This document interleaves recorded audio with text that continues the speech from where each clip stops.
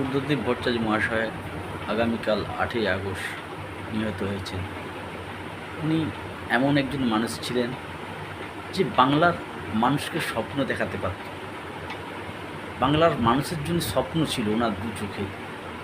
সেই স্বপ্ন করা দু চোখটাকে আজকের যারা সরকার তারা একদিন বিরোধী ছিল, সেই বিরোধী থাকাকালীন ওনার দু চোখ ভরা স্বপ্নটাকে শেষ করে দিয়ে ফেলেছে। আমরা চাই এরকম মানুষ আর আমরা কোনোদিনই পাবো না। ওনার সাদা কাপড়ে আজ পর্যন্ত একটু কাদার দাগ লাগতে দেয় না। যে মানুষটা শুধু পশ্চিমবাংলার উন্নয়ন নয়, গোটা ভারতবর্ষের জন্য ভাবত, আজকে আমরা এই মানুষটাকে হারালাম। আমরা যে কি হারালাম কাউকে বলে বোঝাতে পারবো না। আগামী দিনে ছেলেরা ভাববে, বুঝবে বুদ্ধদেববাবু কী ছিলেন, উনি কিসের জন্যে ছিলেন, উনি কতটা কী করতে পেরেছেন।